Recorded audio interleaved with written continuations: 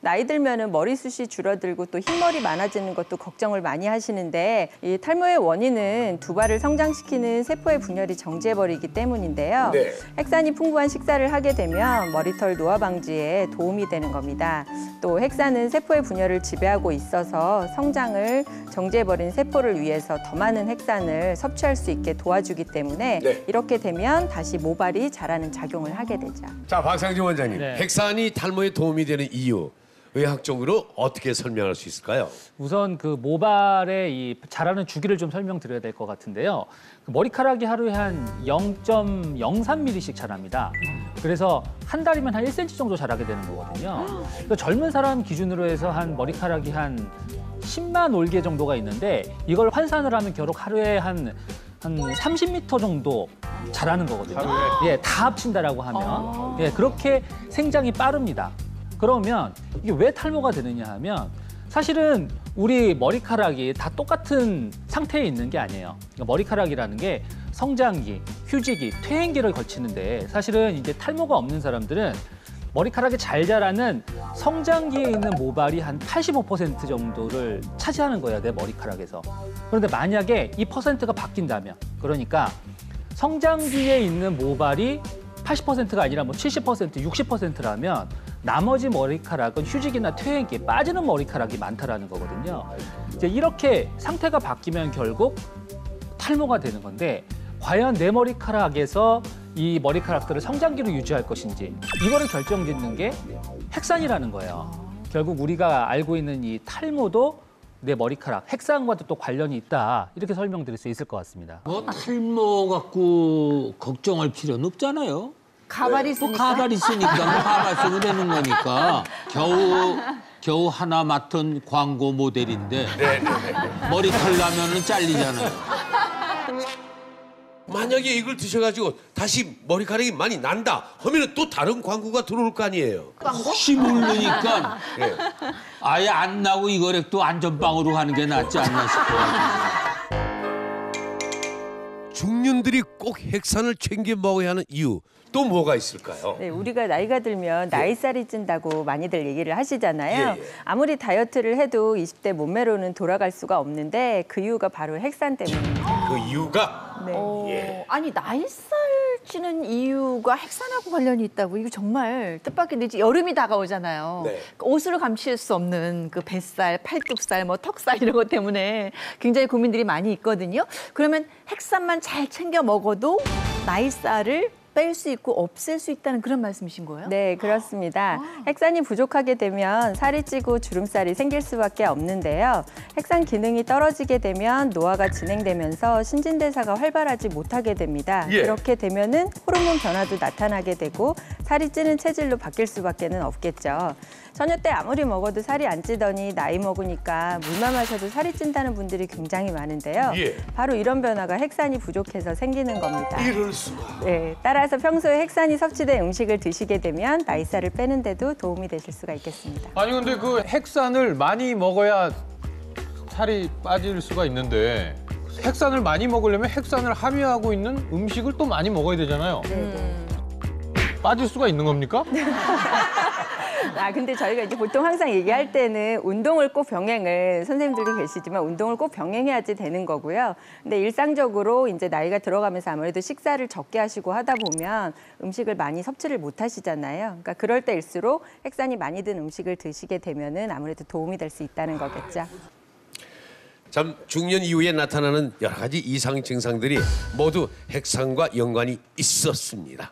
그런데 이런 핵산의 작용도 어떤 음식과 함께 먹느냐에 따라 다른 효과를 기대할 수 있다고 합니다. 지금부터 증상에 따른 맞춤형 핵산 밥상을 알아보겠습니다.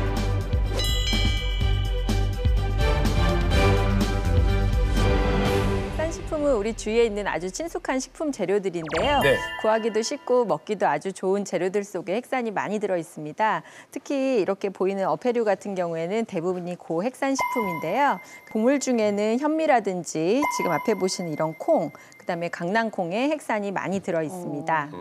육류 중에서는 동물 간에 핵산이 다량 함유되어 있고요. 채소 중에는 표고버섯이라든지 양송이, 시금치 등에 많이 들어 있습니다. 이처럼 다양한 재료에 들어있는 핵산을 어떻게 조합해서 먹느냐에 따라서 나에게 필요한 핵산 밥상을 차릴 수가 있는데요. 지금부터 중년들에게 나타나는 이상 신호에 따른 맞춤형 핵산 밥상을 알려드리겠습니다. 중년 이상 신호에 따른 맞춤형 핵산 밥상. 우선 탈모와 흰머리 때문에 고민인 분들을 위한 맞춤형 밥상입니다. 네, 그렇습니다. 탈모에는 흰머리를 회춘시키는 것이 핵산 식품의 힘인데요. 특히 이 다시마와 미역이 탈모 밥상에 매우 도움을 주실 수가 있습니다. 다시마와 미역. 네.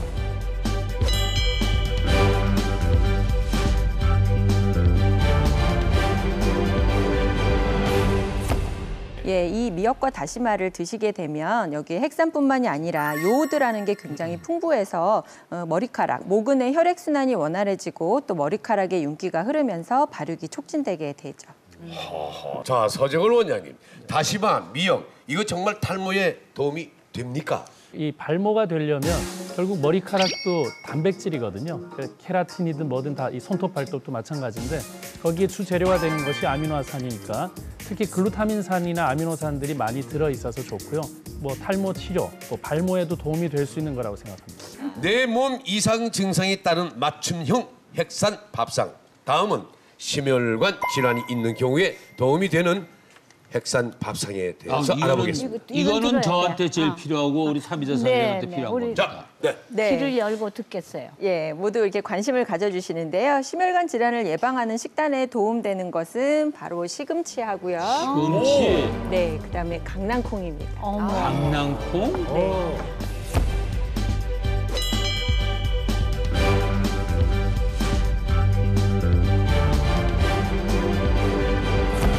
아까 콩 너무 맛있겠다라고 얘기를 하시는데요. 이 강낭콩에는 한 100g당 500mg 정도의 핵산이 들어있습니다.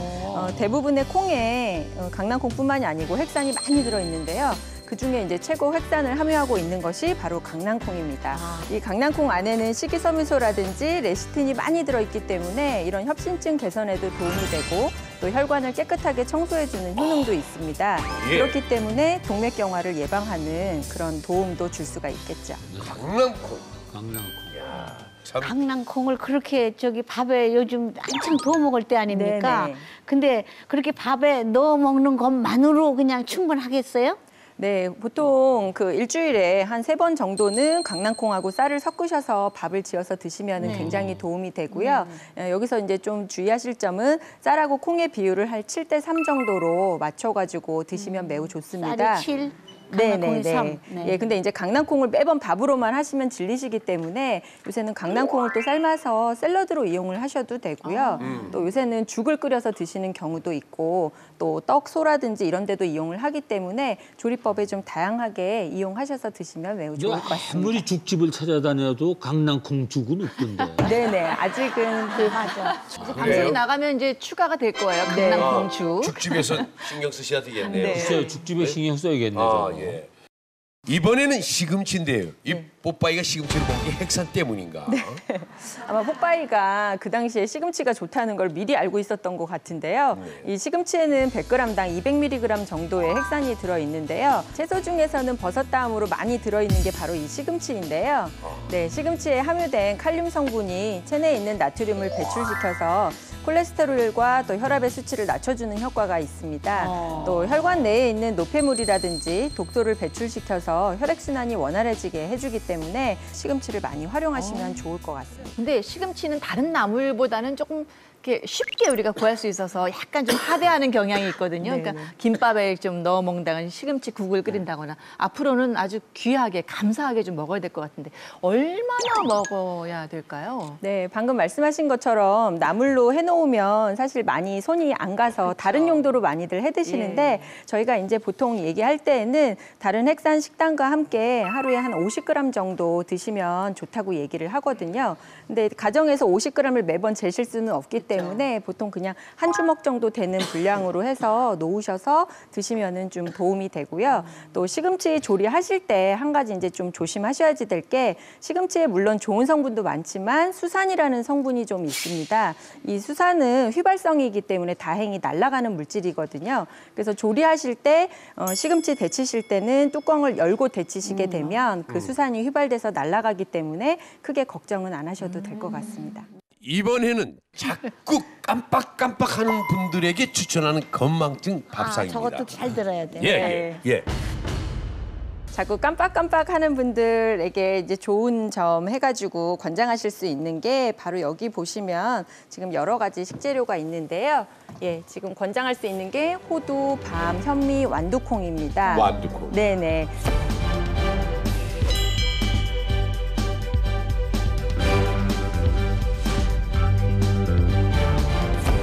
이걸 가지고 영양밥을 만드시면 굉장히 좋은데요. 보통 저희가 삼시세끼 밥을 먹는데 매번 같은 메뉴로 하시는 것보다는 때로는 이렇게 재료를 섞으셔가지고 영양밥을 만들어 드시면 굉장히 도움이 될 것 같습니다.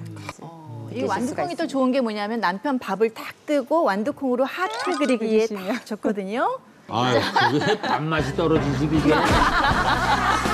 자, 건망증. 이거 대수롭지 않게 그냥 뒀다가 치매가 될 수도 있거든요.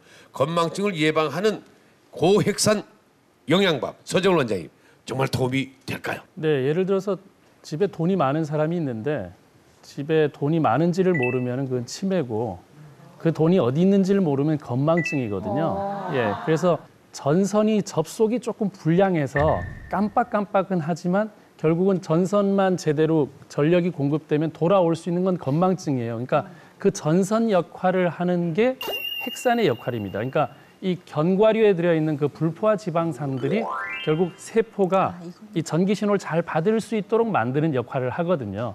그래서 늘 챙겨 드시기가 힘들다면 교수님 말씀하셨던 것처럼 밥에다 넣어서 껴서 그렇게라도 보충을 될 수 있게 만들다면 건망증에 대해서는 좀 예방할 수 있는 거 아닌가 싶습니다. 저는 우선 가장 궁금한 게 아까 말씀하셨던 그 식단을 삼시세끼 먹는 거는 뭐 매일 먹는다는 거는 불가능에 가까운데 이게 궁금해하시는 분들이 많을 거예요. 이거 또 횟수 정해드리는 거 굉장히 좋아하시거든요, 시청자분들이.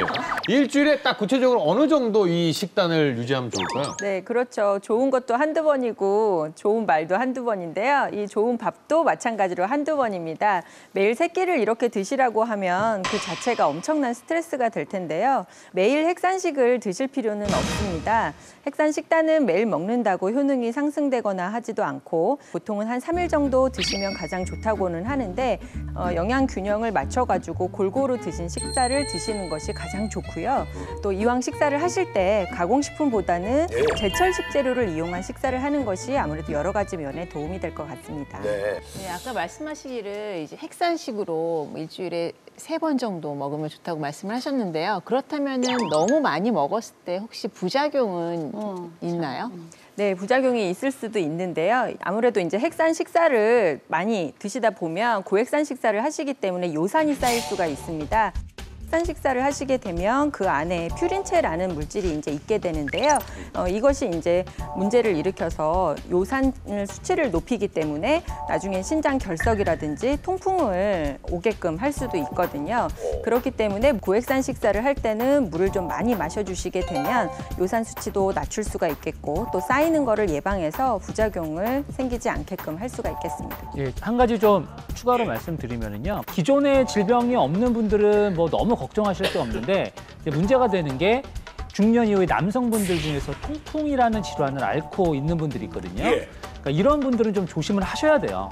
네. 조심해야 되는 거는 먹지를 말라는 겁니까? 내가 통풍이 있다라고 하시면은요. 어떤 음식은 가능하고 가능하지 않다라는 부분이 있기 때문에 주치의 선생님이랑 좀 상의를 하셔야 됩니다. 그래서 내가 이런 음식을 좀 먹어도 될까요?라고 본인이 이제 먹고자 하는 음식의 리스트를 한번 보여주시고요. 그걸 보여주신 상태에서 좀 점검을 받으시고 드셔야 통풍이 재발하거나 악화되는 걸 좀 예방할 수가 있습니다. 네. 내 몸을 살리는 핵산식의 비결. 다음은 뭡니까? 네, 지금 보시게 되면 오!